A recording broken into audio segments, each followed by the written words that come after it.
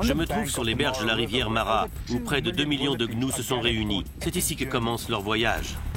Jean Duplessis s'apprête à suivre les gnous dans leur grande migration. Le troupeau devra traverser la rivière Mara pour rejoindre les plaines. Là, il assistera à la plus grande série de naissances consécutives au monde. Je viens tout juste d'arriver dans les plaines d'herbes rases. Je suis arrivé en même temps que cet immense troupeau. S'il y a des prédateurs dans le coin, ils ne doivent pas en croire leurs yeux. Inhabituelle pour la saison, la météo menace la migration à venir. En Afrique, le quotidien n'est jamais facile, surtout pour les troupeaux nomades du Serengeti.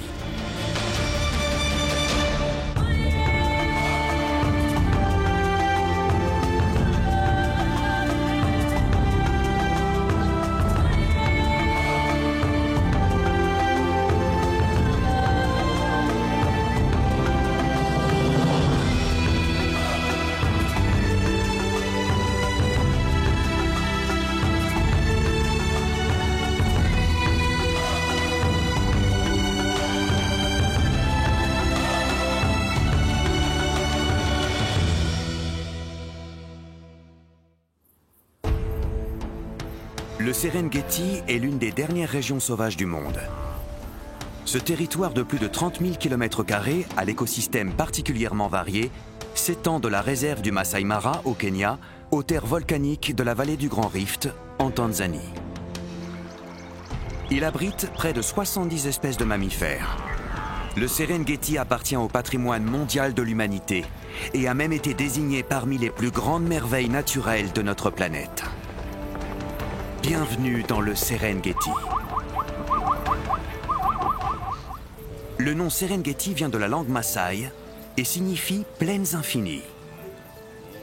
Les plaines vivent au rythme des migrations.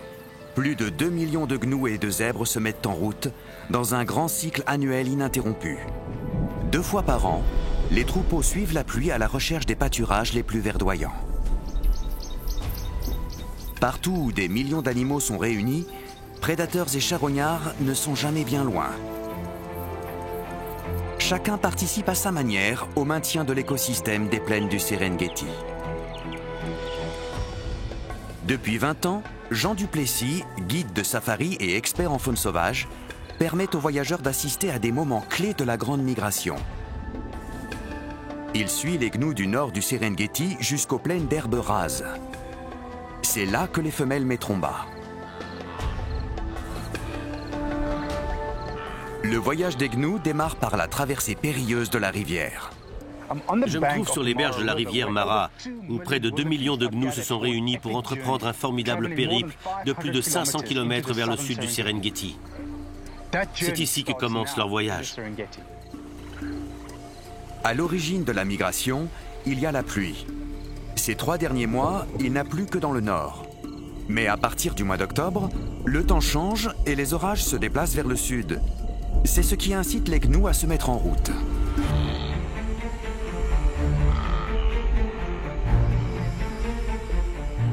Mais ils devront d'abord traverser les eaux traîtres de la rivière Mara. Ce matin, Jean se trouve aux premières loges. Je suis en train de suivre un troupeau de gnous. Le groupe grandit de jour en jour. Et sur ma droite, vous voyez un flux ininterrompu de gnous qui arrivent des collines. La nuit dernière, il a énormément plu dans la région. Les orages étaient si intenses que tous les gnous se sont rassemblés sur les berges de la rivière. Le grand voyage des gnous s'annonce semé d'embûches. On estime que 250 000 gnous mourront l'année suivante, victimes de déshydratation, de famine ou d'épuisement.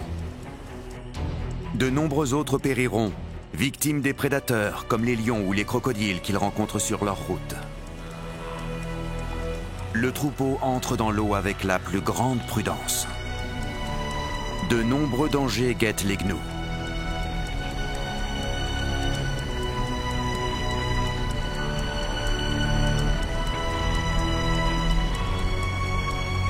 Mais leur instinct migrateur est plus fort que la peur.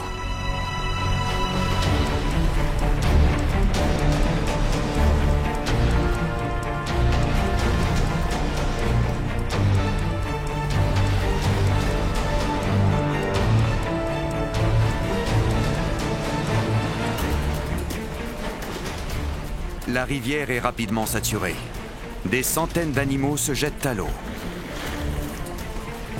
Les 2 millions de gnous et de zèbres en migration devront traverser la rivière en différents points. Il leur faudra plusieurs semaines pour la dépasser pour de bon. Les crocodiles, eux, espèrent bien profiter du festin.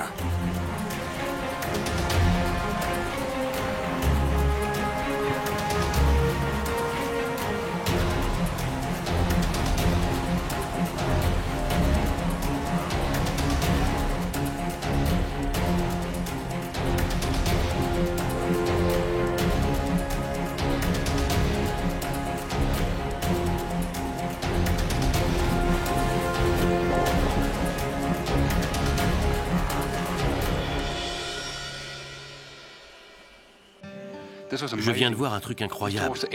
Alors que les animaux avaient presque tous traversé, cet énorme crocodile a sauté sur un jeune gnou. Il a serré la tête tout entière du gnou dans sa gueule avant de plonger. Après ça, on ne l'a plus revu.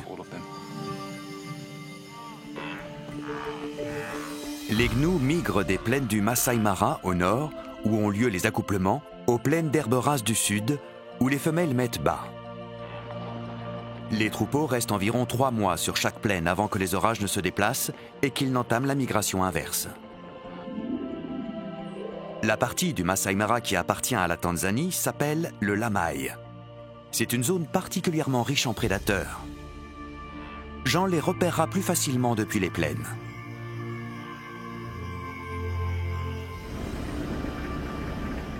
Mais s'il veut s'y rendre, Jean doit lui aussi traverser la rivière. Malheureusement, le pont est inondé. Quelques jours plus tôt, une voiture a essayé de traverser. Mais elle a été prise dans les courants et a plongé dans les eaux infestées de crocodiles. 5 hommes se trouvaient à bord. Jean décide de braver le danger. Il ne peut pas attendre. Le troupeau de gnous est déjà en route. Jean risquerait de rater sa seule chance de voir les lions en action. Voilà une expérience on ne peut plus stressante. Il ne vaut mieux pas regarder en bas. Jean risquerait d'être emporté par le courant.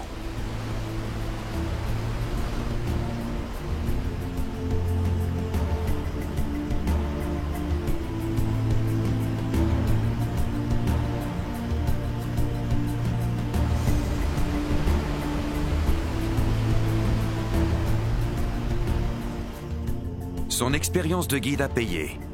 Jean atteint le Lamai sans difficulté. Quand on veut voir des lions, le plus simple, c'est d'observer les espaces vides, là où le flux de troupeaux s'interrompt. À cette heure-ci, les lions se mettent à l'affût. Certains ont peut-être déjà même attrapé une proie. Dans 1 heure ou 2, il fera trop chaud et ils iront se mettre à l'ombre. Pour l'instant, je vais observer les plaines. Je vais prendre un peu de hauteur et balayer la zone avec mes jumelles. On va voir si j'arrive à en repérer. Jean Duplessis, guide de safari et expert en faune sauvage, se trouve dans la partie nord du Serengeti. Il suit un immense troupeau de gnous en migration. C'est le mois d'octobre. Les troupeaux doivent faire face au plus grand danger de leur périple, la traversée de la rivière Mara. Sous l'eau, les rochers sont glissants et les courants violents, sans oublier les crocodiles qui veillent au grain. Des centaines d'animaux périront à ce moment du voyage. Les gnous qui auront réussi à traverser la rivière poursuivront leur route vers le sud, où aura lieu l'étape la plus importante de la migration, la mise bas de milliers de petits. Jean veut absolument assister à ce moment unique. Alors que le troupeau entame à peine son voyage, Jean veut observer leurs prédateurs. Il a choisi un endroit qu'ils affectionnent particulièrement, le Lamai, situé au nord de la rivière. Des millions de gnous vont traverser la région, sous l'œil attentif de redoutables prédateurs. Quand on veut voir des lions, le plus simple, c'est d'observer les espaces vides, là où le flux de troupeaux s'interrompt. Pour l'instant, je vais observer les plaines. Je vais prendre un peu de hauteur et essayer d'en repérer. À cette heure-ci, les lions se mettent à l'affût. Certains ont peut-être même déjà capturé une proie. Jean surveille la présence de rapaces sur le Serengeti, signe qu'une bête est déjà morte.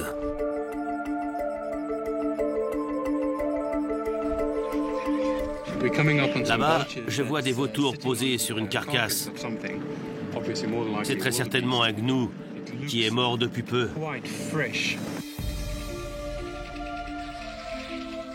Oui, c'est bien un gnou qui a été tué, mais probablement pas par des hyènes. Je dirais plutôt par des lions qui n'avaient pas très faim.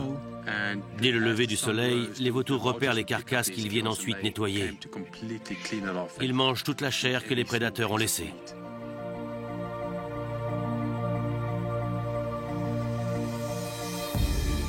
La zone est jonchée de carcasses de gnous.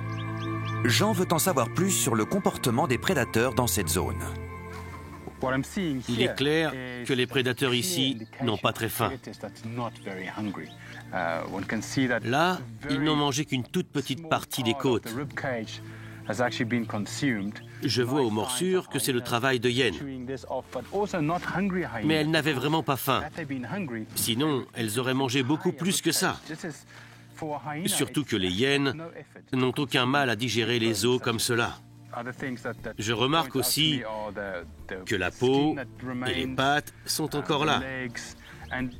D'habitude, dans les régions où la nourriture se fait rare, les hyènes viennent chercher un morceau qu'elles vont manger plus loin. Et c'est comme ça que les carcasses se retrouvent éparpillées un peu partout. Cette carcasse n'a pas attiré grand monde, parce que les animaux n'ont pas faim. Il y a de la nourriture en abondance par ici.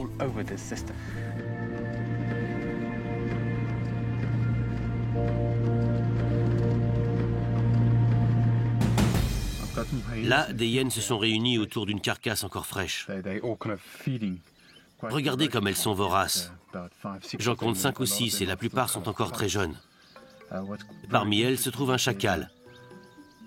Il essaie tant bien que mal de profiter lui aussi du festin. Mais les hyènes ne veulent pas partager. Elles font leur possible pour le chasser. Un peu plus loin, là où la proie a été tuée, il reste quelques morceaux de peau et de viande. Les vautours les ont repérés. Le chacal lui aussi s'est approché. Il est très déterminé. Il passe presque sa tête entre les pattes des hyènes. Mais il a beau être petit, cet animal n'a pas froid aux yeux.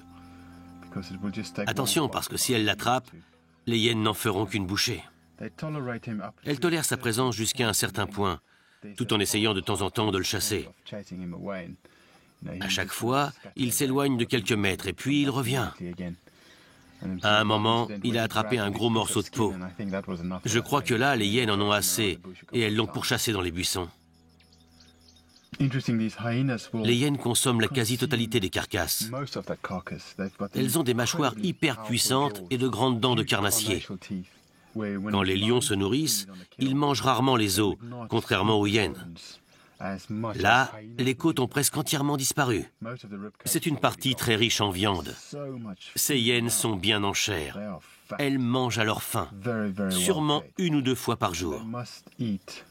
En règle générale, les hyènes peuvent tenir facilement 3 ou 4 jours sans manger. Là, elles ne chassent pas par faim, mais plutôt par instinct. Mais les prédateurs ne sont pas tous à l'affût des gnous. Jean observe un petit félin qui vit lui aussi dans le lamaï. C'est un serval, je le vois se déplacer. C'est un animal qui se fond très bien dans le paysage. Je vois son dos se déplacer dans la prairie. J'ai remarqué qu'il n'y avait plus de gnous à cet endroit. J'ai tout de suite su qu'il y avait un prédateur dans les parages. Mais je ne crois pas que ce soit le serval qui ait fait fuir les gnous. Il y a sûrement des lions pas loin. Le serval s'est tapi dans un fossé. Il a l'intention de chasser. Dans la prairie, il est à l'affût de petits rongeurs et d'oiseaux. C'est un animal qui peut sauter très haut. Il peut même attraper des oiseaux dans le ciel. Il le suit au sol, puis il bondit et les fauche en plein vol. Jean veut s'avancer vers les plaines jusqu'au territoire des lions. Il y a une lionne sur l'affleurement rocheux face à moi. C'est l'endroit idéal pour les troupes de lions des alentours. C'est un lieu très ombragé et qui offre également un excellent point d'observation. J'essaye de m'approcher malgré les rochers. Je voudrais bien voir ce qu'ils font. Les voilà. Ils ont l'air plutôt détendus. Ces lions mangent à leur faim, ça se voit. En revanche, quand les troupeaux de gnous s'éloignent et que les herbes sont hautes, les lions ont beaucoup plus de mal à attraper des proies.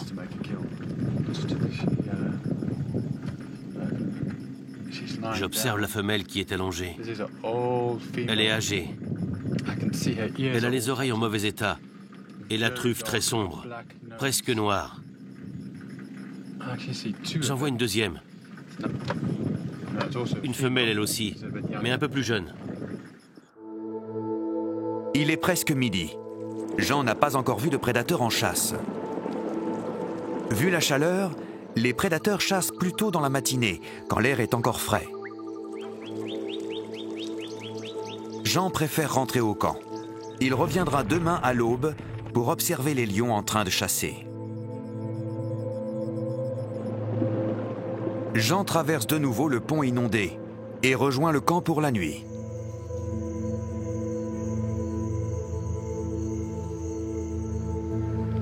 Le lendemain matin, il lève le camp dès le lever du jour. Quelques minutes plus tard, il aperçoit une troupe de lions autour d'une carcasse. Ces animaux-là vivent dans la région tout près du camp. À ce moment de l'année, ce sont sans doute les lions les plus chanceux du Serengeti, puisqu'un immense troupeau de gnous traverse leur territoire. En plus, comme les herbes sont rases, il leur suffit de se tapir dans un fossé et d'aller se servir. La plaine est couverte de carcasses. Les lions s'affairent autour de la carcasse d'un gnou. Pour le moment, ce sont les lionceaux qui se nourrissent. Il y en a plusieurs. Ils n'ont pas tous le même âge. Ils ont entre 4 et 6 mois. Le repas se transforme vite en jeu. Là, ils essayent d'éloigner la carcasse du reste de la troupe. Par le jeu, ils exercent leur instinct de prédateur. Les lions n'ont pas toujours la vie facile dans le Serengeti. Pendant la grande migration, ils mangent à leur faim. Mais une fois les troupeaux de gnous partis, ils doivent faire face à des périodes bien plus frugales.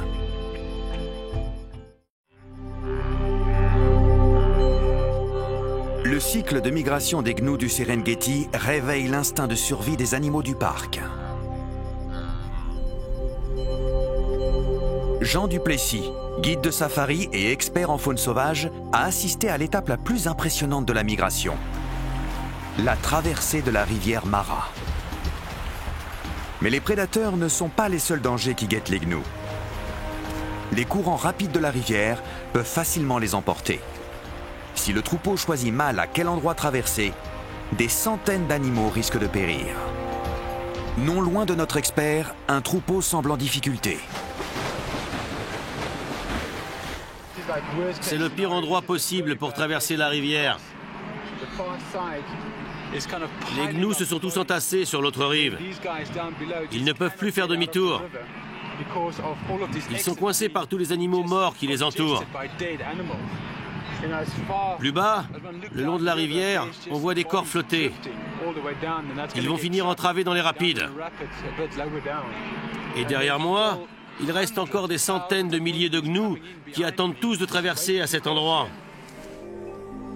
La traversée de la rivière est particulièrement périlleuse pour les petits et les jeunes du troupeau.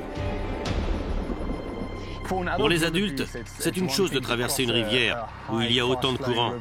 Mais pour les plus jeunes, le défi est immense. En février et mars de cette année, il y a eu de nombreuses naissances. Ces petits ont déjà remonté le Masai Mara, où ils ont traversé une rivière bien moins profonde. Ils sont allés jusqu'au Mara, et là, voilà qu'ils font demi-tour et qu'ils doivent traverser des courants extrêmes. C'est hyper difficile pour un petit qui n'a pas encore un an. La plupart des carcasses sont celles de jeunes de moins d'un an. Ils n'ont pas su traverser un cours d'eau si profond. Il ne faut pas oublier que les gnous de cet âge sont déjà sevrés de leur mère. Du coup, ils forment des petits groupes de jeunes. Ces petits groupes traversent la rivière tout seuls, ce qui peut s'avérer catastrophique pour l'ensemble du troupeau. Quand la rivière en question est profonde, et qu'elle a énormément de courant. Vous voyez tous les vautours et les cigognes qui étaient posés en haut de cet îlot. Ils sont tous en train de se nourrir de ces animaux morts. Les vautours, ce sont les éboueurs du Serengeti. Sans eux, il y aurait des carcasses en putréfaction un peu partout. Les groupes comme celui-ci peuvent facilement avaler des centaines de viandes en une seule journée. On comprend pourquoi ils sont indispensables à la propreté du Serengeti. Les vautours ont beaucoup de mal à déchirer la peau épaisse des gnous. Ils vont devoir attendre que les carcasses entrent en décomposition. Heureusement que je ne suis pas assis dans le sens du vent, parce que sinon l'odeur serait pestilentielle avec tous ces animaux morts. La traversée de la rivière aura été meurtrière pour ce groupe. Mais dans le Serengeti, ce qui fait le malheur des uns fait le bonheur des autres. Les charognards n'ont pas très bonne réputation. Pourtant, ils jouent un rôle absolument indispensable dans l'écosystème du parc. Si toutes les carcasses pourrissaient sur place, des maladies risqueraient de se développer et de contaminer l'ensemble de la faune locale. Les vautours se nourrissent de charognes. Ils peuvent nettoyer une carcasse entière en à peine quelques heures. D'ailleurs, les vautours mangent beaucoup plus que les lions. Par exemple, ils consomment près de 70% de la viande disponible dans les plaines. Il existe 5 races de vautours dans le Serengeti. Ceux-ci sont des vautours de Rupel, reconnaissables à leurs plumes rayées de blanc et à leur bec jaune. Au lieu de faire leur nid dans les arbres, ces vautours pondent leurs œufs dans les falaises.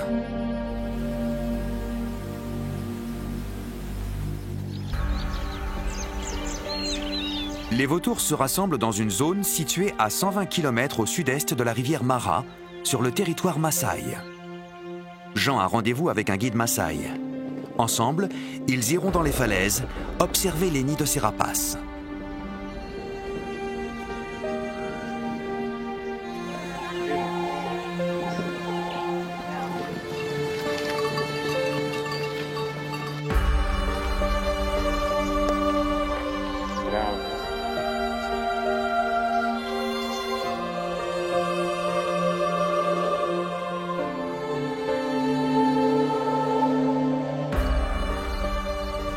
Je me trouve dans les gorges d'Olkarienne.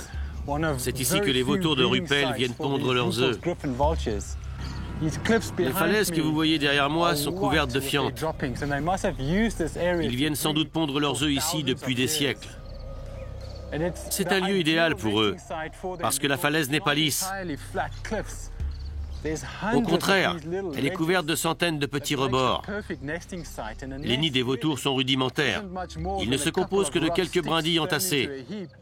C'est là que la femelle pond ses œufs. Les couples se forment à la saison des amours. Les vautours sont monogames. Mâles et femelles élèvent ensemble leurs petits. Ce qui est incroyable, c'est que les vautours se rendent tous les jours dans le Serengeti pour se nourrir.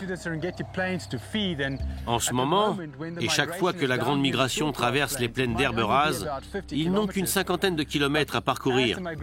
Mais plus tard dans l'année, quand la migration remonte vers le nord, les vautours doivent parcourir des centaines de kilomètres pour aller se nourrir avant de retourner auprès de leurs poussins. Ils ont une manière très intéressante d'effectuer ces grands voyages. Au lieu de battre des ailes tout du long, ils s'élancent dans le courant chaud qui circule autour des gorges. L'air extrêmement chaud les propulse à une centaine de mètres dans le ciel. Ils n'ont plus qu'à se laisser planer jusqu'à la zone où a lieu la migration, selon la période de l'année. Ces oiseaux sont capables de voler très haut. Ils peuvent atteindre 11 000 mètres d'altitude. Ce sont aussi de grands oiseaux, puisque les adultes ont une envergure de plus de 2,50 m. Il y a énormément de vautours par ici. Il y a des plumes partout au fond des gorges et j'en ai ramassé 2. Celle-ci est une plume secondaire, tandis que celle-ci est primaire. Les plumes primaires se trouvent sur les bords des ailes. Elles donnent de la poussée à l'oiseau quand il bat des ailes. Les plumes secondaires, elles, lui donnent de la portance en vol, notamment s'il plane sur les courants d'air chaud. Si les oiseaux lissent leurs plumes, c'est en réalité pour resserrer leurs plumes et les recoller, comme avec du velcro. Ainsi, ils s'assurent d'avoir des ailes solides, capables de les porter dans le ciel. Le vautour de Ruppel est l'un des plus grands oiseaux d'Afrique. C'est le deuxième plus grand vautour au monde. Le plus grand est le vautour orikou, également appelé vautour nubien.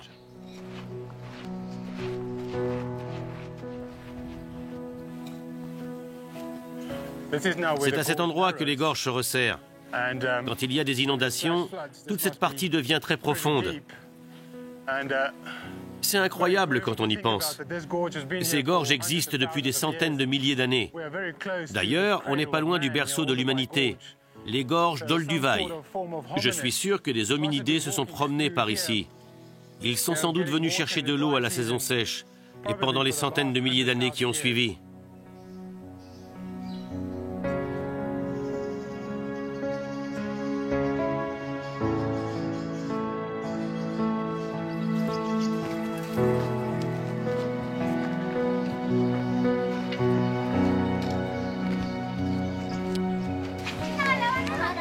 Je me trouve un peu plus haut dans les gorges.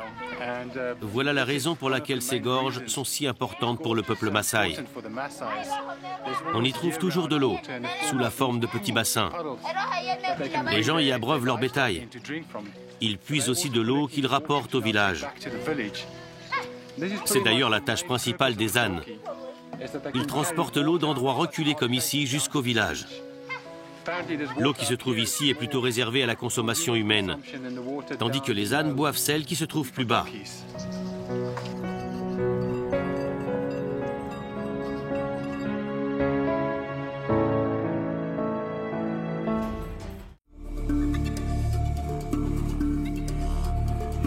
C'est le mois de janvier dans le Serengeti. Jean Duplessis, guide de safari et expert en faune sauvage, suit la grande migration des gnous. Cela fait maintenant 3 mois que les troupeaux ont franchi l'étape la plus dangereuse de leur voyage, la traversée de la rivière Mara. Tout au long des 250 km suivants, les gnous devront se méfier des prédateurs. C'est à celui qui relâchera sa garde le premier. Les troupeaux ont presque atteint la forêt où ils seront hors de danger. Ils se dirigent maintenant vers les plaines d'herbes rases du sud. C'est là qu'aura lieu l'événement le plus important de leur voyage. Pendant 3 semaines, les femelles du troupeau vont donner naissance à plus de 200 000 petits. C'est un véritable record du monde. Jean tient absolument à assister à ce moment incroyable. Regardez, je viens d'arriver sur les plaines d'herbes rases et cet immense troupeau de gnous est arrivé en même temps. Les voilà qui se dirigent tous vers ce ravin. De l'autre côté de la plaine, il doit y avoir des dizaines de milliers de gnous. Les routes sont encore trempées. Il a dû faire un gros orage ici la nuit dernière. Et c'est bien la pluie qui motive la migration des gnous. Ces animaux ont vraiment un instinct principal, qui est de suivre la pluie. La nuit dernière, ils ont sans doute vu l'orage et senti l'odeur de la pluie. Et c'est la raison pour laquelle ils se sont déplacés par ici. C'est la pluie qui incite les gnous à se déplacer du nord au sud du Serengeti, au moment où les orages eux aussi éclatent plus au sud. Regardez l'herbe ici, comme elle est grasse. Pour l'instant, je ne vois pas de petits parmi eux, ce qui est très bon signe pour moi. Ça veut dire que je pourrais assister à une naissance. Certaines femelles du troupeau ont des ventres bien ronds. Elles ne vont pas tarder à mettre bas. À mon avis, on assistera aux premières mises bas dès la semaine prochaine.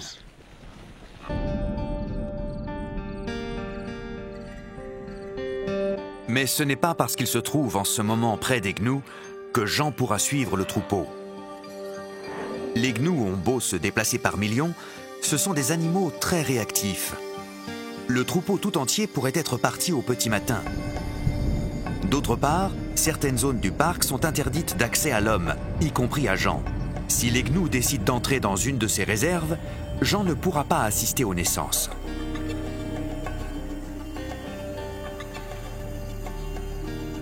Jean décide de s'installer au camp du sanctuaire, dans un endroit spectaculaire appelé Kusini.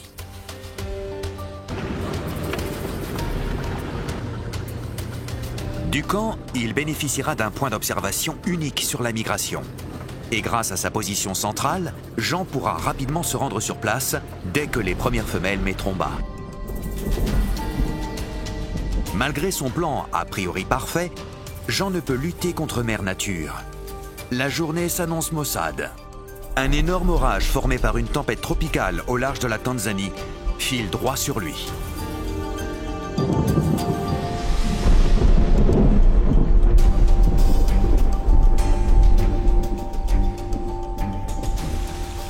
« 20 cm d'eau se sont abattus sur la plaine pendant la nuit. C'est l'équivalent d'un mois entier de précipitations. La zone tout entière s'est transformée en marécage. La pluie a réveillé l'instinct de migration des gnous. Malheureusement, les routes sont impraticables et on signale de nombreux véhicules embourbés dans la plaine.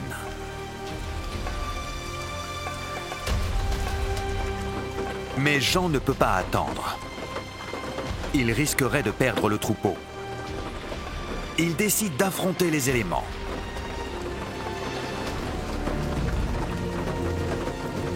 Le trajet s'annonce périlleux. Jean roule sur du vertisol, une terre argileuse aussi glissante que du verglas.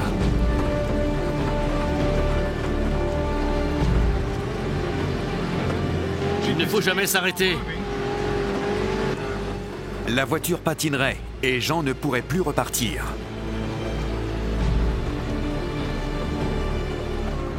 Allez, en avant! Allez! Allez!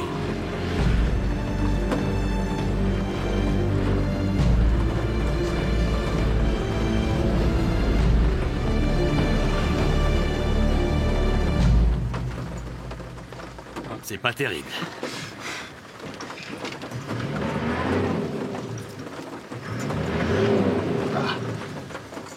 Bon, là, je suis mal barré. J'aperçois une hyène sur ma droite.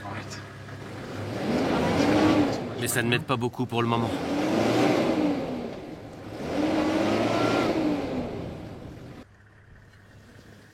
Il va falloir creuser pour me sortir de ces ornières et retrouver un semblant de piste. L'idéal, ce serait que je trouve du bois à caler sous mes roues. Ça me permettrait de repartir et de reprendre un peu d'élan. Jean doit désembourber chacune de ses roues. Il tapisse le sol d'herbe dans l'espoir que la voiture retrouve suffisamment de traction. J'espère vraiment qu'on va pouvoir repartir, même si on risque de s'embourber de nouveau sur la route. Enfin, la piste. On ne peut pas appeler ça une route.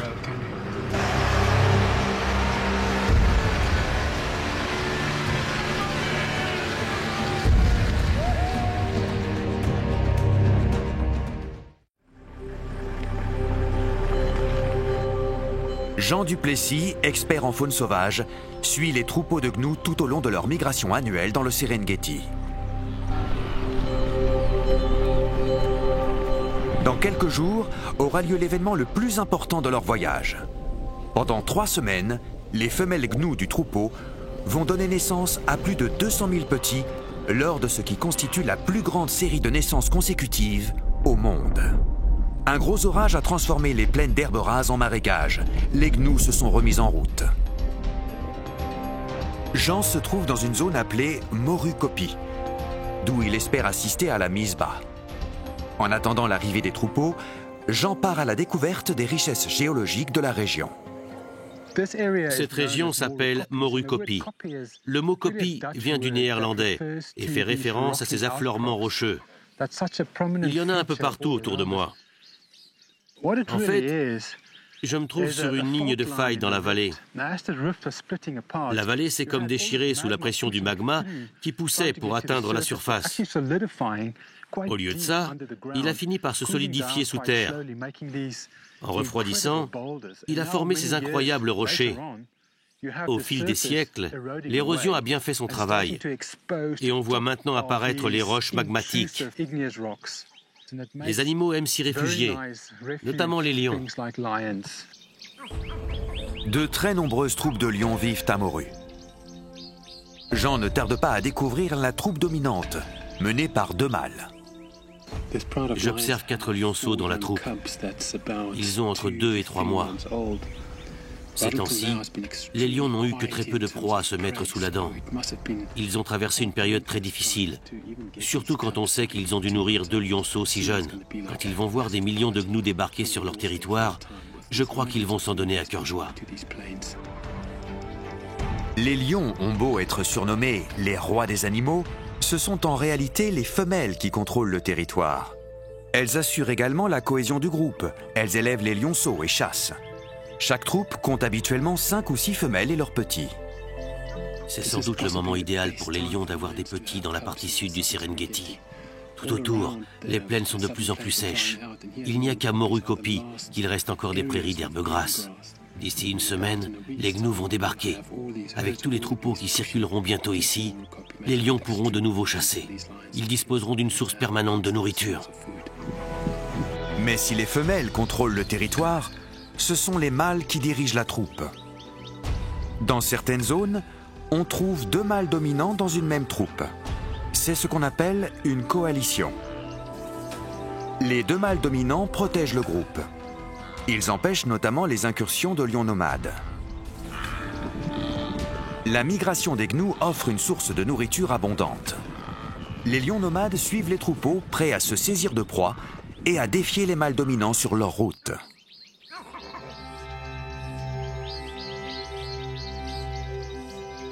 À l'âge de 2 ans, les jeunes mâles sont expulsés du groupe. Ils cherchent alors à former leur propre troupe ou à prendre la tête d'une troupe existante. Le Morukopi est un territoire particulièrement prisé des lions.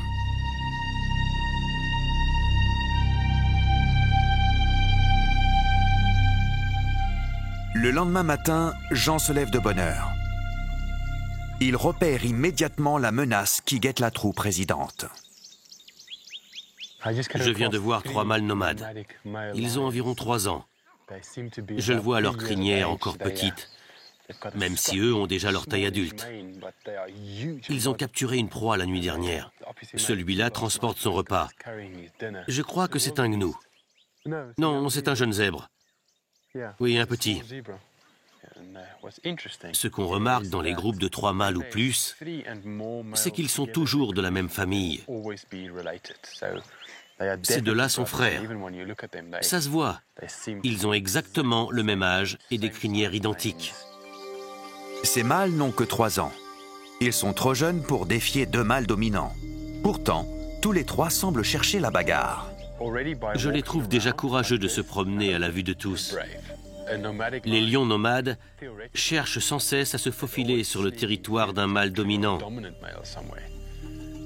qui, lui, est à l'affût d'intrus qu'il n'hésitera pas à attaquer.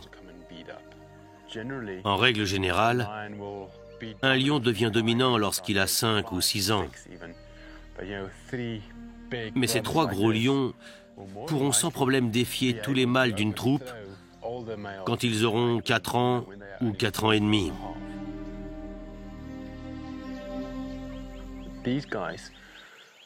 Ils sont si puissants qu'ils réussiront peut-être à prendre la tête d'un groupe de femelles, surtout dans une région comme Morukopi, où le paysage est si varié. On trouve pas mal de troupes de lionnes par ici. Ces 3 lions pourraient facilement dominer 2 ou 3 groupes de femelles, ce qui les rendrait hyper puissants. Dans le Serengeti, un lion dépasse rarement l'âge de 10 ou 12 ans, alors que dans les zoos, certains ont 20 ou 25 ans. Il y a même un lion dans un zoo allemand qui a 40 ans. Mais il ne faut pas oublier que dans la nature, les lions doivent se battre pour survivre, ce qui leur coûte forcément quelques années de vie.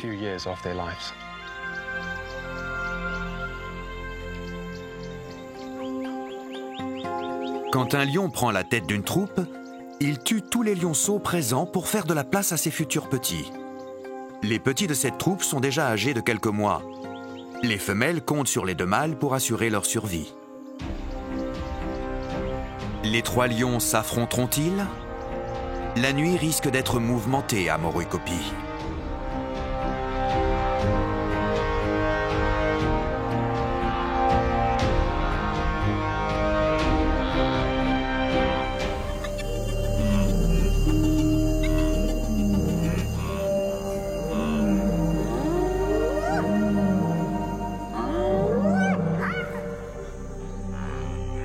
Après une nuit agitée, Jean démarre avant le lever du jour. Et ce qu'il découvre est incroyable.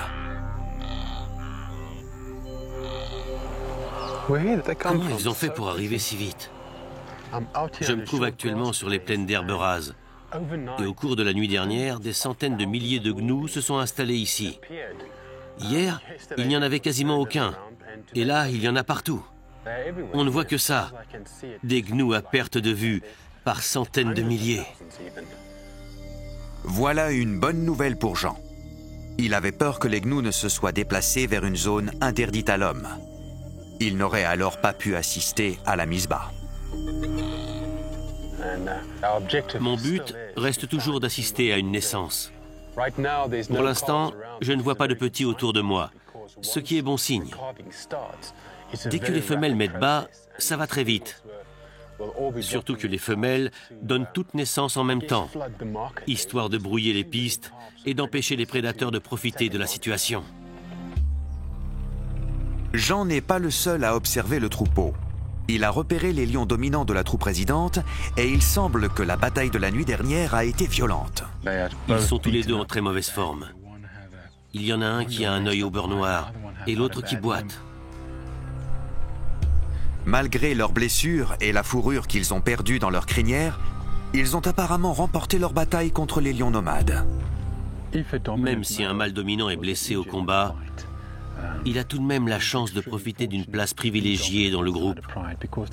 Les femelles continueront à chasser et lui pourra profiter des proies qu'elles lui rapportent. Là, je vois 5 lionnes qui se promènent parmi le troupeau de gnous. Elles repèrent les animaux faibles ou blessés, les proies faciles. C'est un comportement très typique lors de la grande migration. Après tout, pourquoi se fatiguer à la chasse quand on peut simplement aller se servir? À la saison de la Misbah, les femelles gnous donnent généralement naissance tôt dans la journée, avant 10 heures du matin. Dès que le petit naît, il est très vulnérable. Les lions font du repérage dans le troupeau. Ils cherchent une femelle en train de mettre bas ou bien un petit qui vient tout juste de naître.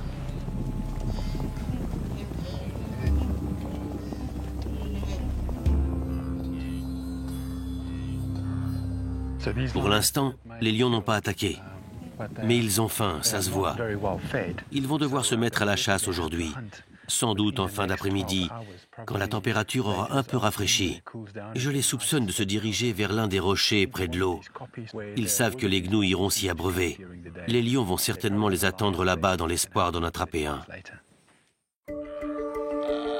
Jean Duplessis, expert de la vie sauvage, suit la grande migration des gnous depuis le mois d'octobre.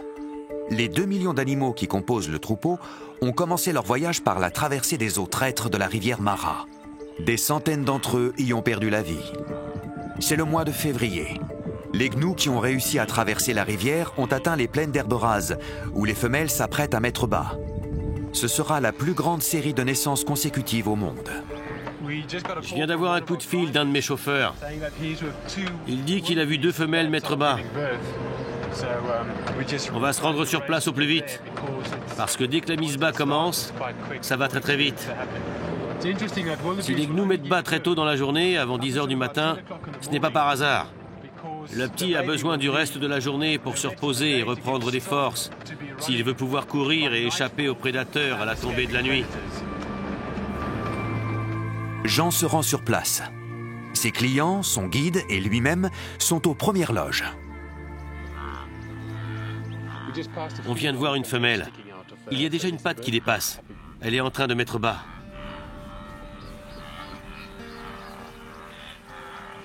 Elle a trouvé un coin qui lui convient.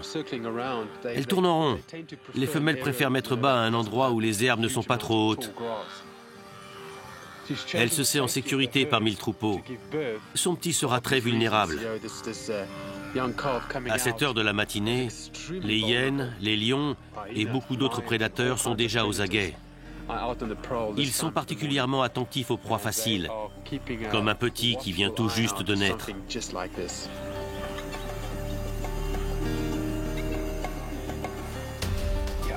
Et là, le petit ne va pas tarder. Voilà, elle s'est relevée. Elle laisse la gravité faire son travail. Le petit vient de sortir. C'est incroyable. Là, elle sent son petit. C'est dingue comme c'est allé vite. Le petit est né il y a 10 minutes à peine. Il commence à bouger un peu plus. Il essaie de se mettre debout. Il pousse sur ses pattes frêles. Mais il manque encore d'équilibre. Encore quelques minutes et il saura se relever. Dans 10 minutes, il sera prêt à courir aux côtés de sa mère. Les hyènes sont à l'affût des petits. Si elles le repèrent, elles lui sauteront dessus en un instant.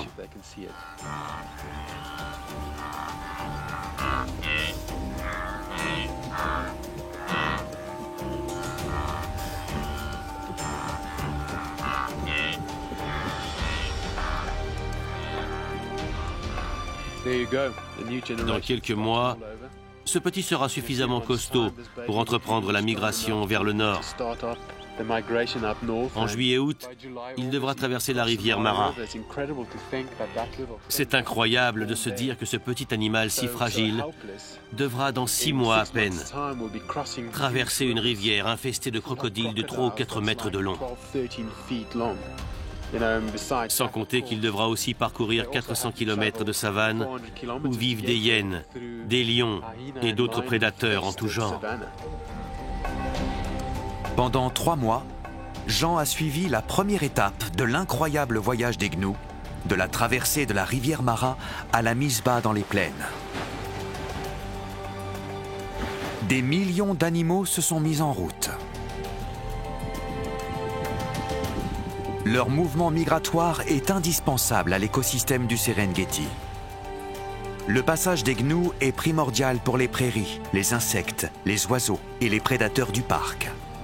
Dans le Serengeti, faune et flore sont liées dans le grand cycle de la vie. C'est l'un des spectacles les plus époustouflants au monde. Jean Duplessis va suivre la formidable migration des gnous à travers le Serengeti. Il va bientôt y avoir une naissance au sein de ce groupe. Après la période des naissances, les gnous se déplacent vers le nord et vont faire face à la capricieuse rivière Mara. Il y a un énorme crocodile dans la rivière. Un crocodile de cette taille peut se contenter d'un seul repas par an. Jean veut arriver pile au bon moment. Il y a un autre grand groupe qui se dirige vers la rivière. Mais impossible de savoir quand et où les gnous vont la traverser. Ce n'est pas un calendrier, mais leur instinct que suivent ces nomades du Serengeti.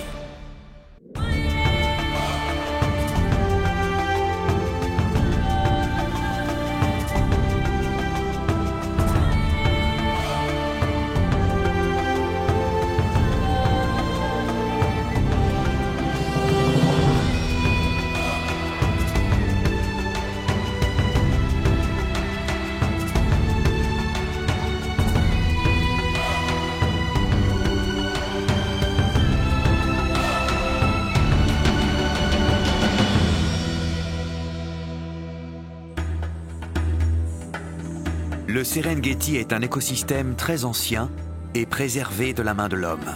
Il recouvre 30 000 km² et s'étend sur 2 pays, la Tanzanie au sud et le Kenya au nord. Cet écosystème a des millions d'années d'histoire. Chaque être vivant que l'on y trouve, du plus petit des insectes à l'animal le plus imposant, joue un rôle spécifique dans son équilibre naturel.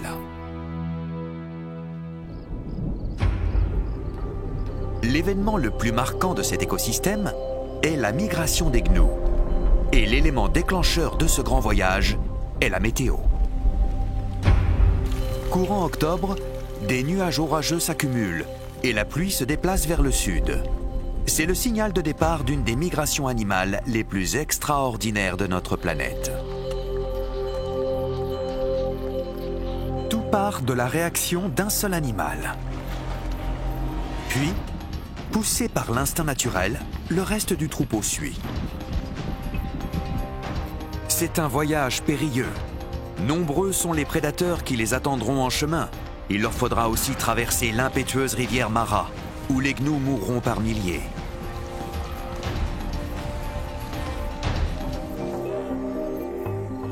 L'expert en faune sauvage et guide de safari Jean Duplessis va suivre ces migrants. Les gnous viennent de parcourir la moitié des 500 km que comprend leur long périple. Ils font halte sur de grands pâturages où des femelles vont pouvoir mettre bas. C'est le plus grand mouvement de naissance synchronisé du monde. On vient de voir une femelle avec une troisième paire de pattes. Elle est en train de mettre bas.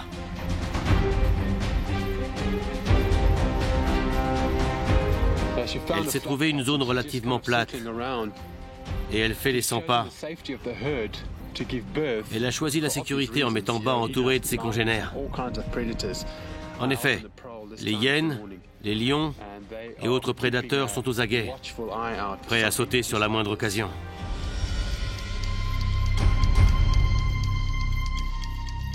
Ça va venir d'un moment à l'autre. Et voilà, elle se relève. La gravité lui donne un coup de main et fait sortir le petit. C'est incroyable. Et maintenant, elle va venir sentir son petit. Tout ça s'est fait à une vitesse.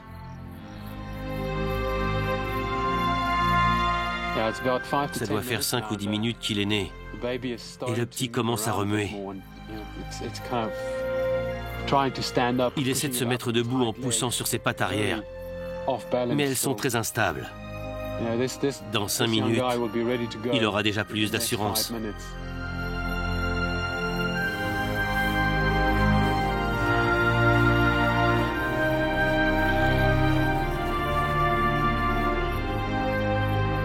Et voilà, une nouvelle génération est née. Dans quelques mois, ce petit sera assez costaud pour commencer la migration vers le nord. Et en juillet-août, il pourra même traverser la rivière Mara. C'est incroyable de se dire que d'ici 6 mois, ce petit être sans défense pourra traverser des rivières pleines de crocodiles de 3 ou 4 mètres de long. Et avant ça, ils devront parcourir 400 km à travers une savane infestée de hyènes et de lions. Moins de 10 minutes après être né, le petit se tient debout. C'est à ce moment-là que le lien avec sa mère va se créer. Ils vont apprendre à reconnaître leur odeur et leurs cris respectifs. Le cycle des naissances synchronisées des gnous vient de débuter. 200 000 petits vont naître ces prochaines semaines. C'est une stratégie d'adaptation extrêmement astucieuse. Sur ces grandes plaines, les nouveau-nés sont des proies faciles pour les prédateurs qui suivent de près la migration. Mais engendrer des petits gnous par milliers leur permet de mettre plus de chances de leur côté. Beaucoup se feront dévorer, mais beaucoup plus survivront. Les nouveau-nés vont devoir faire face à bon nombre de défis. D'ici 2 mois, ils seront aptes à suivre leur mère pour la deuxième partie du voyage vers le nord. Mais les 24 premières heures sont cruciales pour leur survie.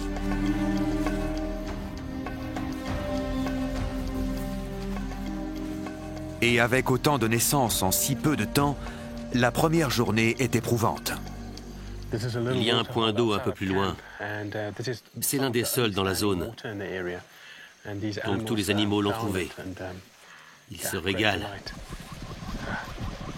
Ça chahute. Pour la plupart des gnous nés ce matin ou hier soir, c'est la première fois qu'ils vont boire. Et on peut dire que c'est un peu le chaos. Les petits se mettent à courir et perdent leur mère. Et en plus, ils ne tiennent pas bien sur leurs pattes. Celui-là, sur l'herbe, a visiblement perdu sa mère. Plusieurs gnous femelles l'approchent et le sentent pour lui donner un peu d'attention. Le pauvre petit a dû naître ce matin et il a déjà perdu sa mère. Tiens, un autre petit l'approche. Il est encore plus jeune que le premier. Il est minuscule et il a encore son cordon ombilical.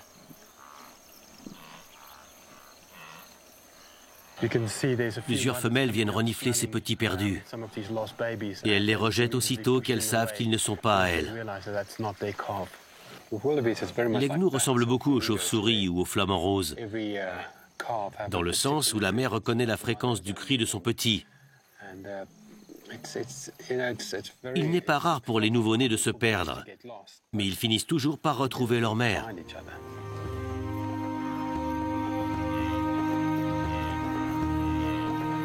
Heureusement pour ce petit, sa mère répond à son appel et vient le retrouver. Désormais, ils resteront plus près l'un de l'autre.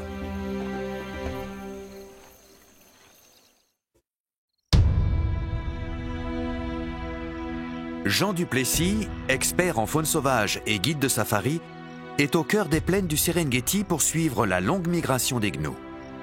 Nous sommes en février. Les animaux ont déjà parcouru la moitié de leur périple. Jean s'est posté dans les plaines du sud pour observer le processus de naissance synchronisée. Les femelles gnous mettent toutes bas durant la même période. Des centaines de milliers de petits naissent en l'espace de 2 à 3 semaines.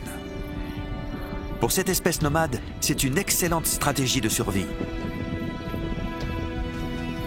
Les nouveau-nés sont vulnérables face aux prédateurs qui suivent de près la migration. Leur sécurité tient au fait qu'ils sont nombreux. Les femelles synchronisent les naissances et mettent bas en masse. Certains se feront dévorer par les prédateurs, mais avec autant de gnous, la relève est assurée. Pour les gnous, la vie démarre fort. Ils peuvent galoper à peine 10 minutes après la naissance. Les 24 premières heures sont cruciales pour eux. C'est durant cette période qu'ils tissent un lien avec leur mère. Mais dans un troupeau aussi grand, certains petits s'égarent. Jean a trouvé un petit errant seul le long d'une route. Je viens de trouver un petit gnou qui est visiblement perdu. Et quand ils sont jeunes, ils jettent leur dévolu sur n'importe qui ou n'importe quoi. Il a vu notre voiture et s'est mis à courir vers nous. Les nouveau-nés ont tellement besoin qu'on prenne soin d'eux que même si je sortais de la voiture, ils viendraient me voir pour avoir de l'attention. C'est assez triste. Le petit retourne vers la plaine pour chercher sa mère. Heureusement, il prend le chemin qui le mènera vers son troupeau, où il trouvera protection. Il a eu de la chance, parce qu'un peu plus loin, Jean repère un prédateur. Je viens d'apercevoir une femelle guépard. D'après la façon dont elle se tient, elle est en position de chasse. Ses yeux sont rivés sur les gnous. C'est un grand troupeau, mais il y a aussi 4 ou 5 gazelles de Thompson qu'elle pourrait plus facilement attaquer. En plus, on dirait que les gazelles se rapprochent peu à peu de là où elle est. Mais elles ne l'ont pas vue. La voilà.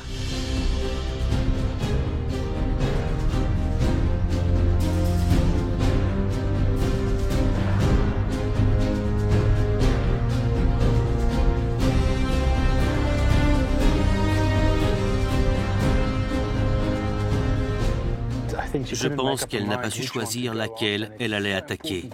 Et c'est très important pour les guépards de se focaliser sur une seule proie à la fois.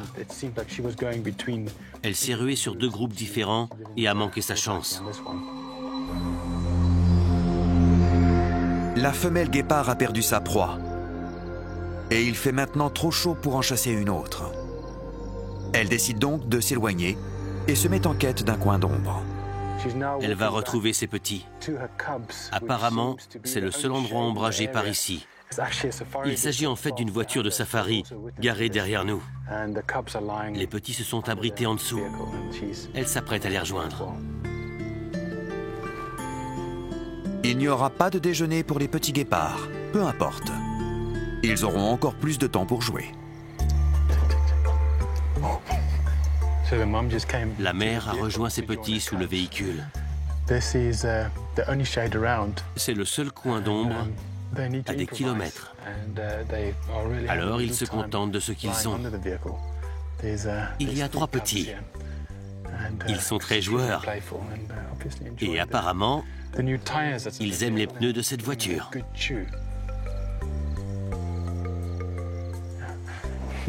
Les passagers vont être coincés ici un moment. J'essaie de faire en sorte qu'ils ne viennent pas sous notre voiture à nous. Parce que sinon, nous serons coincés.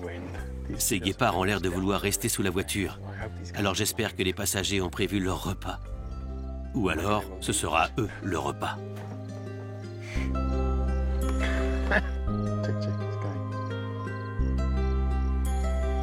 Les touristes vont devoir patienter jusqu'à ce que les guépards décident de partir, ce qui va probablement prendre quelques heures, le temps que la température redescende et que la petite famille commence à avoir faim.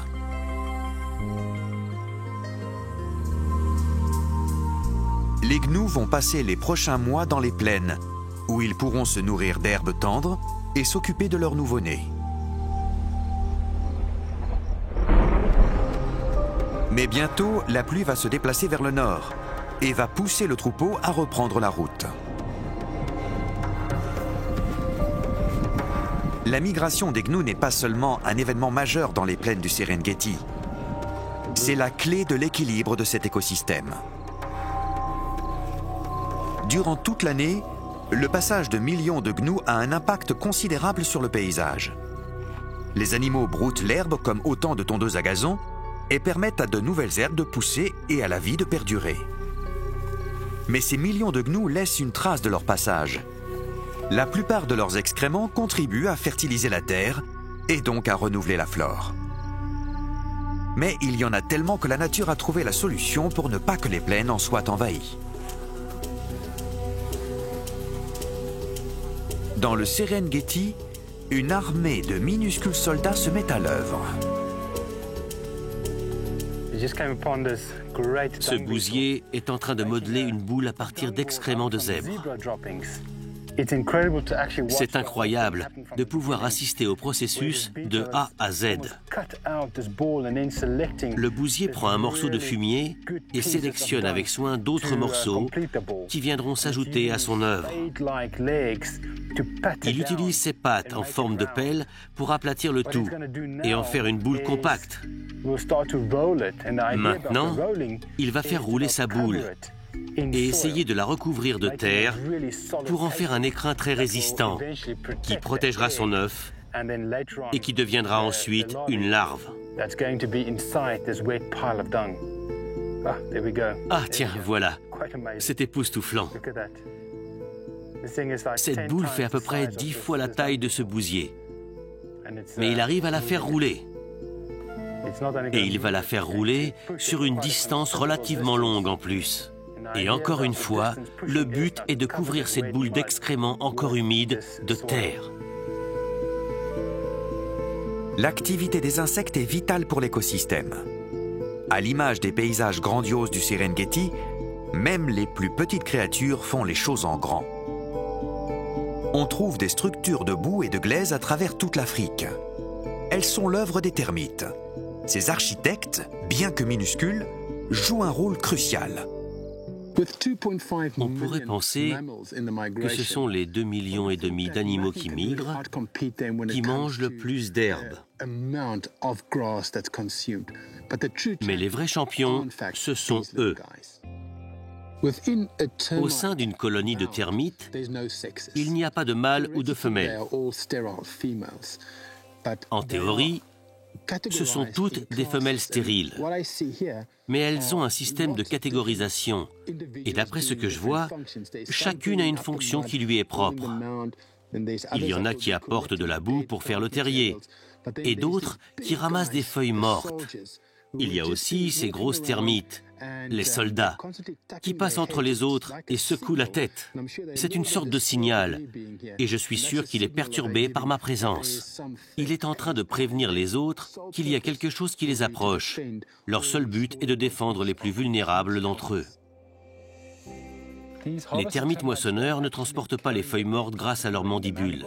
Ils les ingurgitent et les régurgitent une fois de retour dans le terrier. Ces plantes agissent ensuite comme un substrat sur lequel pousseront des champignons, la nourriture des termites. C'est aussi l'une des raisons pour laquelle ils construisent des cheminées. Ça permet d'avoir un système d'air conditionné qui maintient le terrier à une température de 26-27 degrés Celsius, soit l'environnement idéal pour cultiver des champignons. Les termites moissonneurs mangent énormément d'herbes et de plantes. Leurs habitudes alimentaires et la construction de leur terrier ont un impact sur la composition du sol.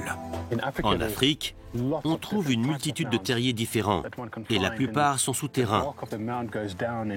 Si je regarde celui-ci de plus près, je remarque que ces cheminées descendent à au moins 2 mètres dans le sol. Les termites ne vivent pas dans le système de ventilation, alors ils ne voient pas d'inconvénient à ce que d'autres viennent y trouver refuge. Dans ce terrier, il y a aussi un nid d'abeilles à miel. Je les vois entrer et sortir depuis tout à l'heure. Mais ce qui est encore plus intéressant, c'est qu'il abrite aussi un prédateur. Un petit prédateur qui se nourrit principalement d'invertébrés, comme le mille-pattes, parce qu'il y a beaucoup de restes autour du terrier. Il y a même un oiseau mort à l'intérieur. C'est vraiment un écosystème incroyable.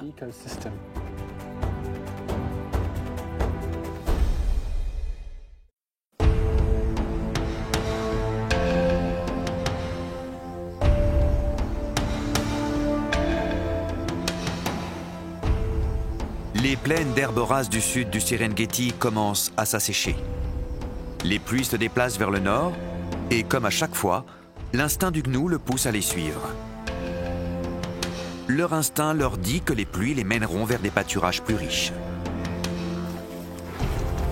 Les petits ont survécu aux 3 premiers mois et deviennent plus forts. Il le faut, parce que dans 2 mois, ils devront relever le plus gros défi de leur vie. Leur première traversée de la rivière Mara, infestée de crocodiles.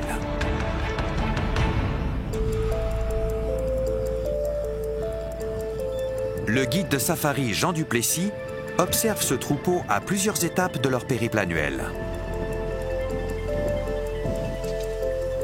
En cours de route, il en profite pour explorer certains phénomènes propres à l'écosystème du Serengeti. Le Serengeti est l'un des rares endroits encore préservés de la planète. C'est donc l'occasion rêvée de voir comment un écosystème évolue pour accueillir d'innombrables espèces vivantes. Du brin d'herbe aux prédateurs, en passant par les géants d'Afrique, tous jouent un rôle et tous sont liés.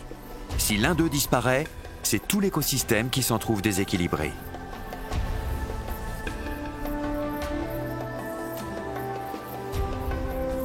L'éléphant de savane fait partie des géants d'Afrique et son impact sur l'écosystème est proportionnel à sa taille.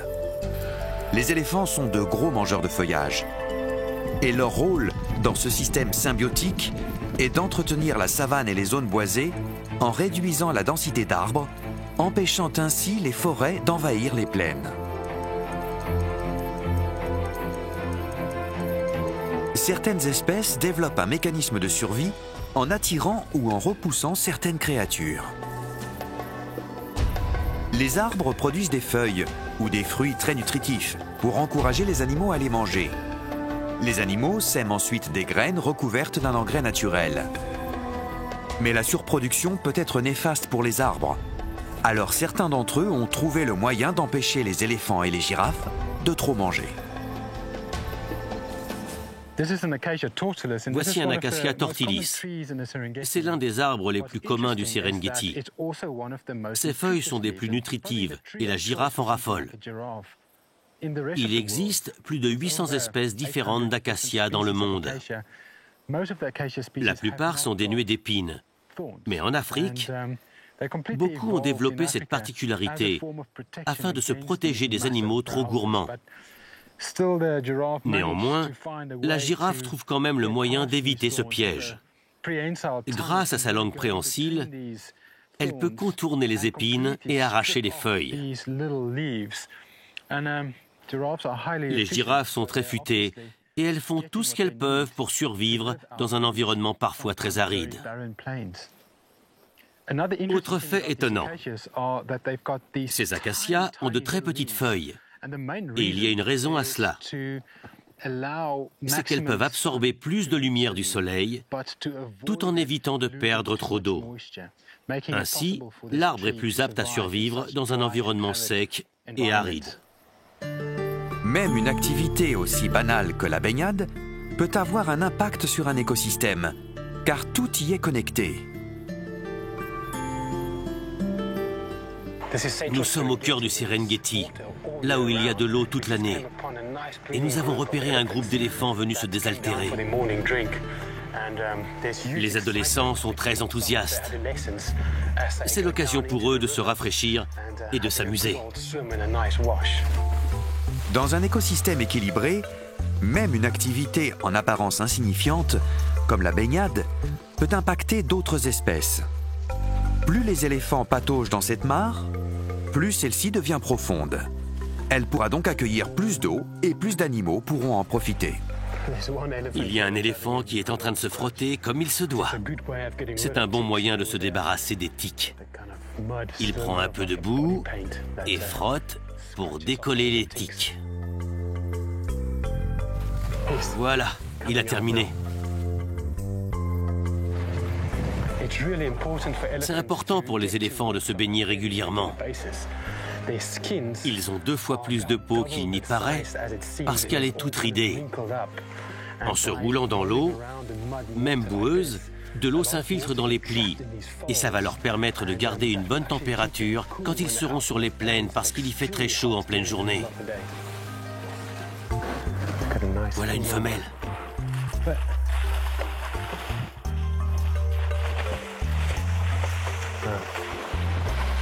Je crois qu'elle n'a pas aimé que je l'appelle femelle.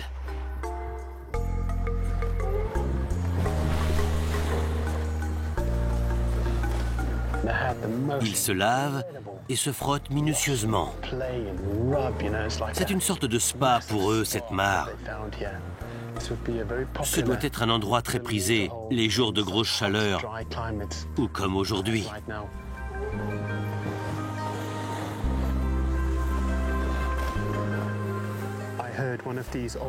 Je viens d'entendre un de ces bruits qu'ils font avec leur ventre et qui signifie qu'ils veulent bouger. C'est une forme de communication. Je suis sûr que l'une de ces 2 femelles éléphants est la matriarche. Elle est responsable du groupe des petits et elle en a probablement assez d'être ici. Elle veut partir, mais les jeunes n'ont pas l'air de vouloir partir. À mesure que le Serengeti central entre dans la saison sèche, les cours d'eau s'appauvrissent et accueillent une autre espèce animale africaine.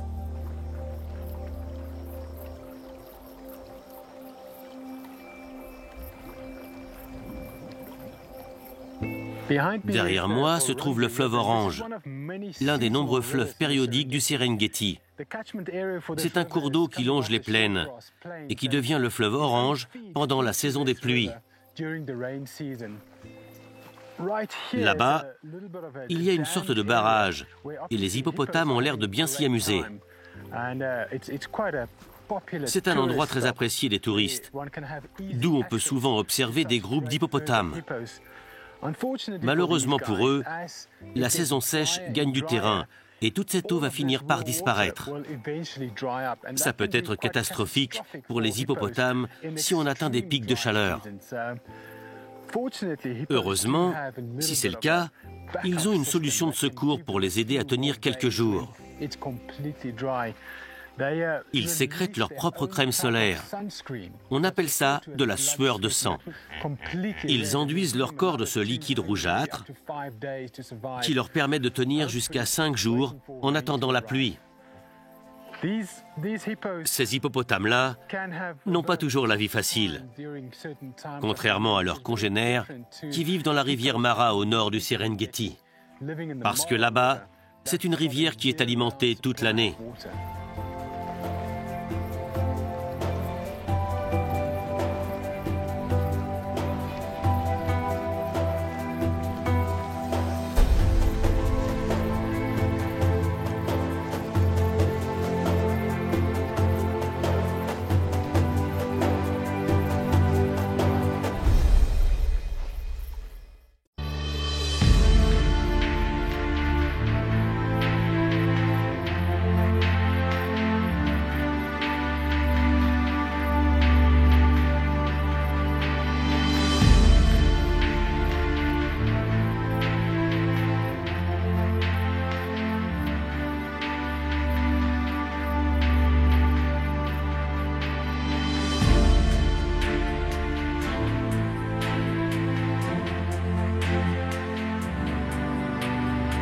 sommes en juillet.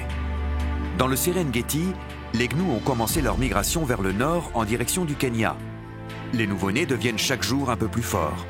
Et de la force, ils vont en avoir besoin car d'ici quelques semaines, ils vont vivre l'expérience la plus éprouvante de leur vie, la traversée de la rivière Mara. L'expert en faune sauvage et guide de safari Jean Duplessis observe le troupeau depuis le début de leur voyage, il y a 9 mois. Ils migrent vers le nord et il semblerait que le troupeau se soit divisé en 2 groupes. L'un va vers l'ouest et l'autre vers l'est. Le problème, c'est que le groupe qui va vers l'est se dirige aussi vers la zone la plus sauvage du Serengeti, qui nous est interdite. Et le groupe qui va vers l'ouest va entrer dans une réserve privée, qui nous est également interdite. Donc, notre seul espoir est de rejoindre ces 2 groupes plus au nord. Et peut-être qu'ils se rassembleront là-bas pour reformer ce troupeau immense. La bonne nouvelle pour Jean, c'est que les gnous vont se déplacer très vite, et pour cause. Ils vont traverser des zones boisées dans lesquelles ils se sentent vulnérables. Les lions et d'autres prédateurs peuvent s'y cacher facilement, ce qui leur donnera un avantage certain lorsqu'ils voudront chasser les gnous. La partie centrale du Serengeti entre en saison sèche. À mesure que les pluies se déplacent vers le nord, les cours d'eau s'appauvrissent, laissant derrière eux de petites mares. Différentes espèces en sont impactées. Les mares sont prises d'assaut par les animaux qui veulent se désaltérer ou se rafraîchir, ce qui en fait le terrain de chasse idéal pour les prédateurs, comme les lions. Je suis passé sur un pont et j'ai vu un lion mâle allongé au bord de la rivière. Nous sommes à la naissance de la rivière Grumeti. Ils ont tué un zèbre et ils l'ont déjà bien entamé. On dirait qu'il va le ramener à l'ombre. Les zèbres se sont probablement arrêtés pour boire et ces lions les ont attaqués. Je dirais qu'ils sont relativement jeunes parce que leur crinière n'est pas bien touffue. Ils ne doivent pas avoir l'habitude de chasser. Alors ils se sont sûrement dit que ce serait plus facile pour eux d'attendre que les zèbres viennent boire. Et maintenant, ce lion essaie de ramener sa prise à l'ombre, mais il fait très chaud et il doit économiser son énergie. Il y a aussi un gros crocodile dans la rivière qui guette la carcasse. Le lion rugit et on voit que le crocodile ouvre sa gueule, comme pour impressionner le lion. C'est assez incroyable de voir ça.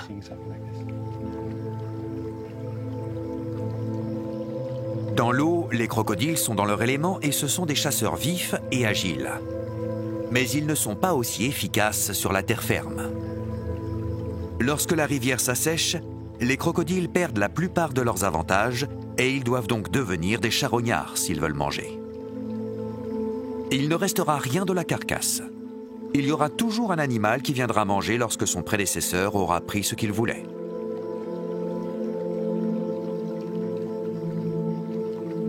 Le lion est tellement rassasié qu'il a la peau du ventre tendue. Mais même repu, il rechigne à laisser sa prise au crocodile.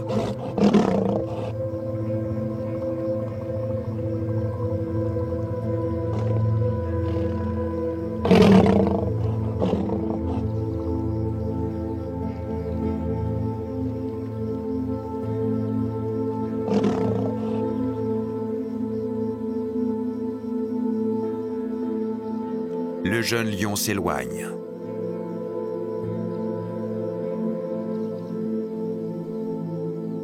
Capituler était la meilleure chose à faire. Même sur la terre ferme, hors de son élément, le crocodile reste un ennemi redoutable. Il a la mâchoire la plus puissante de la planète, au moins 3 fois celle du lion.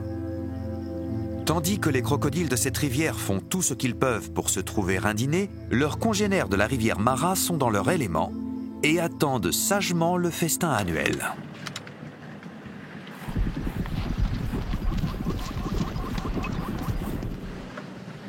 Voici la rivière Mara. C'est la dernière épreuve à laquelle les petits gnous vont devoir faire face.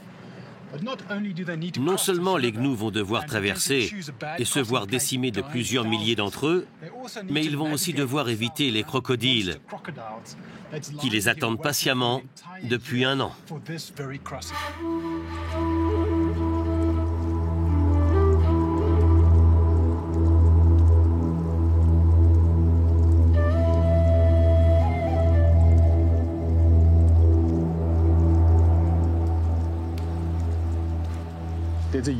Je vois un crocodile énorme.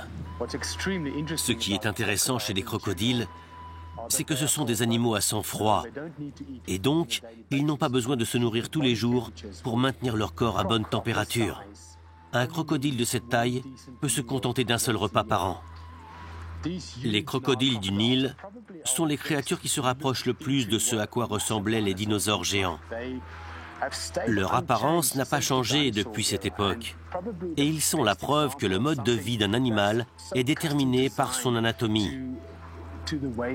Et ils n'ont pas eu besoin d'évoluer tant que ça. Ils peuvent s'immerger complètement en ne laissant à la surface que leurs narines et leurs yeux. Les proies potentielles croient voir 4 petits galets dans l'eau et se font attaquer par surprise. Pour avoir une chance de voir les crocodiles en action, il faut absolument qu'on arrive à la rivière au moment où les premiers troupeaux la traverseront. Parce que c'est à ce moment-là que les crocodiles seront le plus susceptibles d'attaquer.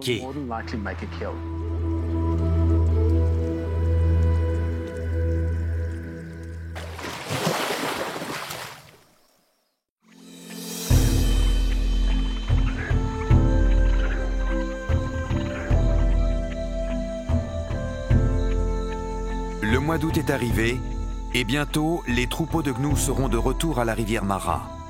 C'est là que Jean a commencé à suivre leur migration, il y a presque 1 an. Le périple s'étend sur 500 km et il touche à sa fin. La rivière Mara est l'artère principale de l'écosystème du Serengeti du Nord. Elle coule à travers 2 pays.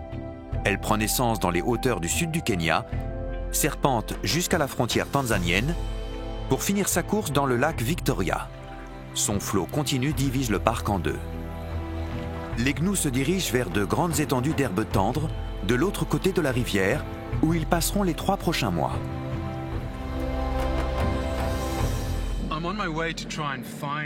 J'aimerais pouvoir trouver la tête du troupeau. À cette époque de l'année, ils auraient déjà dû arriver dans la partie nord du Serengeti. Je parcours chaque colline, chaque plaine, et je ne vois rien. C'est un peu décourageant de ne voir aucun animal. C'est toute une industrie qui est dépendante de cette migration. Le troupeau aurait dû arriver il y a 1 mois. Il semblerait que les gnous aient décidé d'atteindre le nord du Serengeti en passant par une région de l'ouest appelée Kogetande. Les semaines passent et toujours aucun signe des gnous. Jean n'a pas d'autre choix que de les attendre. La dernière fois qu'il les a vus, il se dirigeait vers le parc national du Serengeti, une zone privée dans laquelle même les experts en faune sauvage comme Jean n'ont pas le droit d'aller. On ignore quand et par où les gnous sortiront de ce parc. Leur retard est dû au manque de pluie.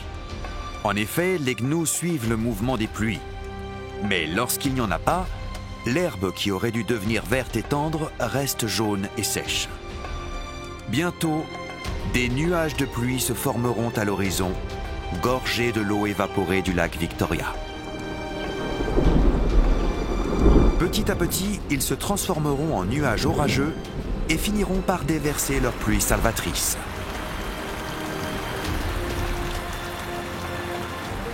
Ces tempêtes brèves mais intenses quadrillent le nord du Serengeti, puis se déplacent vers les pâturages au nord de la rivière Mara.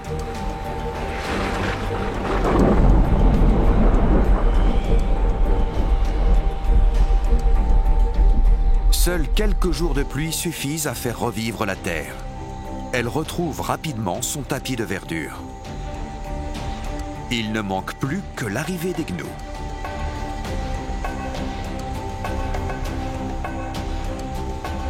Je suis arrivé un peu en avance. Les animaux ne vont pas tarder. Il y a eu des grosses averses la nuit dernière. Et ça, en général, ça attire les troupeaux. Il n'y a pas grand-chose à faire à part attendre. Mais il y a quand même pire comme endroit pour patienter que le Serengeti. À l'appel de la pluie, les gnous se remettent en marche. La question est de savoir par où ils vont arriver.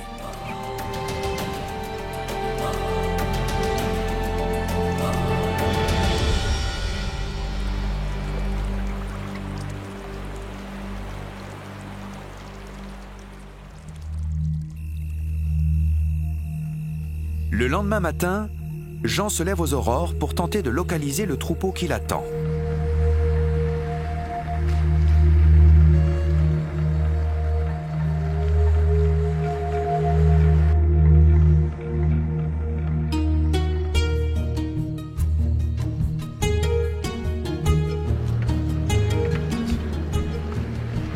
Là-bas au fond, c'est là que la tempête a éclaté hier soir. Cette région s'appelle Bolo-Gonjo. Et derrière moi, c'est Kogotonde. Je pense que les troupeaux vont arriver par là. Mais j'ai peur qu'ils aillent un peu trop vers l'est.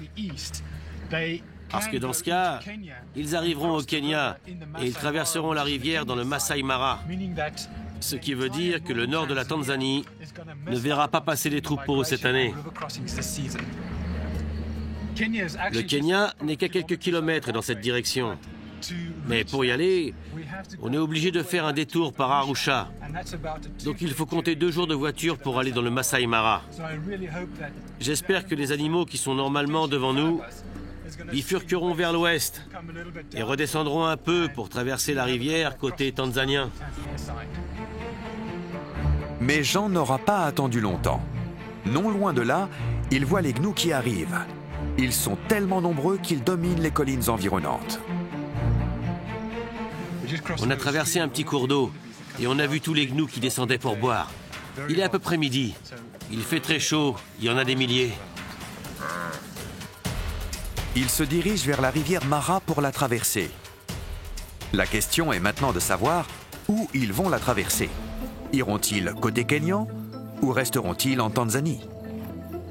Un des mâles ne cache pas son intérêt pour une femelle. Les gnous entreront bientôt en rut, la période d'accouplement. Mais pour l'heure, ils doivent traverser la rivière. Ce qu'on voit au-delà de cette colline, c'est la rivière Mara. Il y a un gros troupeau de gnous qui s'amasse sur la rive. Je pense que c'est bien parti pour qu'ils traversent. En général, ils continuent vers le nord. Et comme là, ils se sont alignés, ça veut dire qu'ils vont traverser. Ça peut se faire aujourd'hui ou demain matin. Pour être sûr d'être là au bon moment, il faut attendre.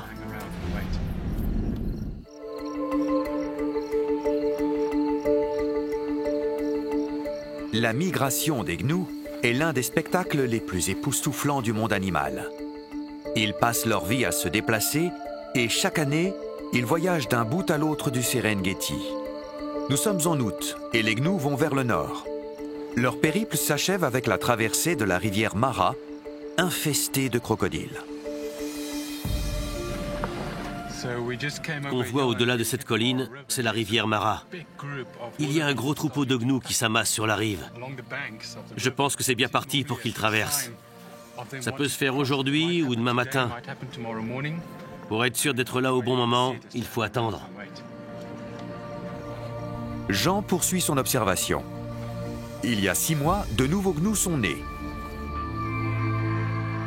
Par expérience, les adultes savent que la traversée de la rivière est une étape éprouvante. Mais les nouveau-nés vont vivre cette expérience pour la première fois. L'évolution s'est chargée de synchroniser les naissances pour que les nouveau-nés aient le temps de prendre des forces avant d'affronter la rivière. Le groupe que j'ai en face de moi compte probablement 2 ou 3 000 têtes. Mais plus au nord, il y a un autre groupe de quelques milliers de gnous aussi. Et on dirait qu'ils ont repéré le groupe qui est ici et qu'ils viennent les rejoindre.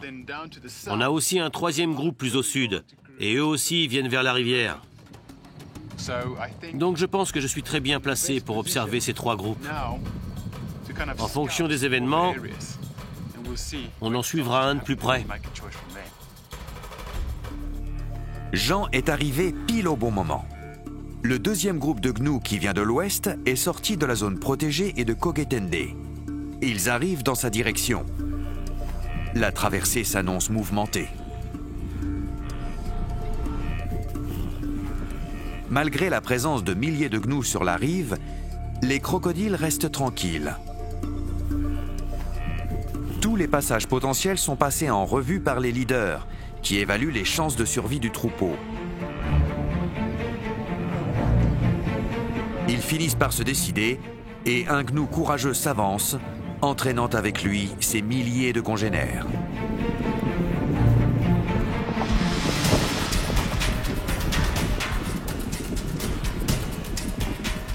Ces animaux n'ont pas l'intention d'attendre. Ils sont prêts à traverser.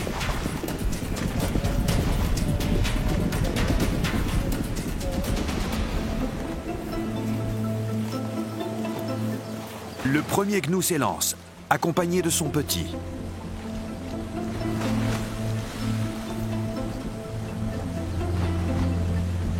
D'autres les suivent. Et en quelques secondes, des centaines d'animaux tentent de se frayer un chemin dans la rivière.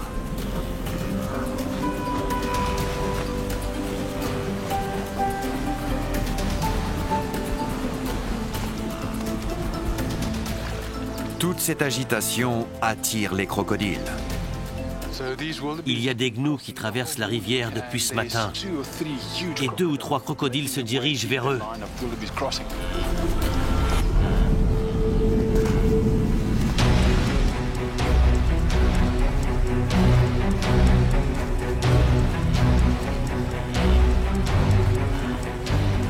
Les crocodiles se positionnent à la sortie, là où les gnous seront à bout de force. Dès que les crocodiles apparaissent, le reste du troupeau s'abstient de traverser.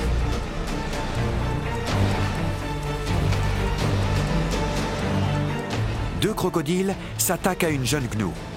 Mais heureusement, l'animal à pied parvient à se dégager.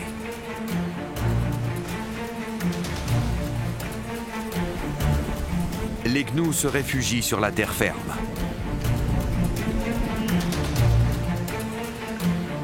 Un des crocodiles a réussi à attraper un gnou.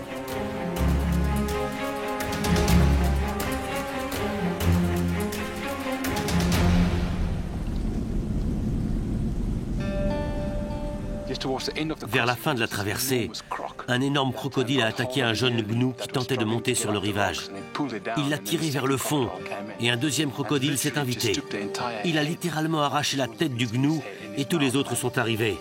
On ne les a plus revus ensuite.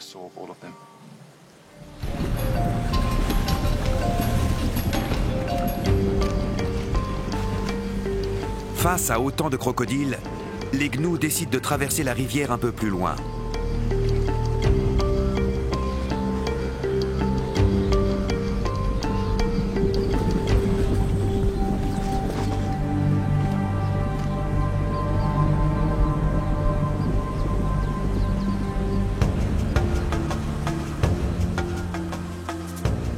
Ça doit faire à peu près 30 minutes qu'on est là. Et il y a un flot continu d'animaux. Ils envahissent la rivière. À vue de nez, je dirais qu'il doit y en avoir déjà 10 000 qui ont traversé.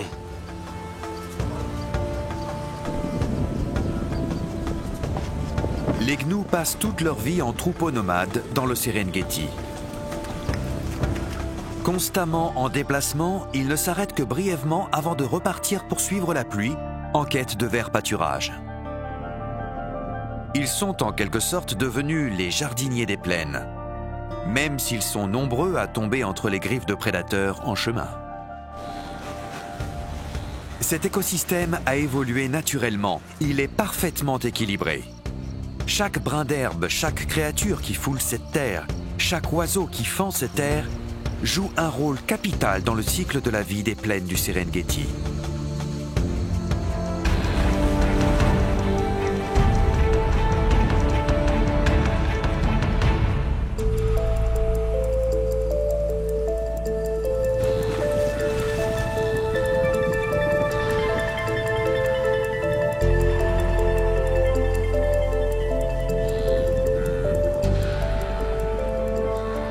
Eh bien voilà, les gnous et les zèbres font partie des derniers animaux à migrer sur une telle distance.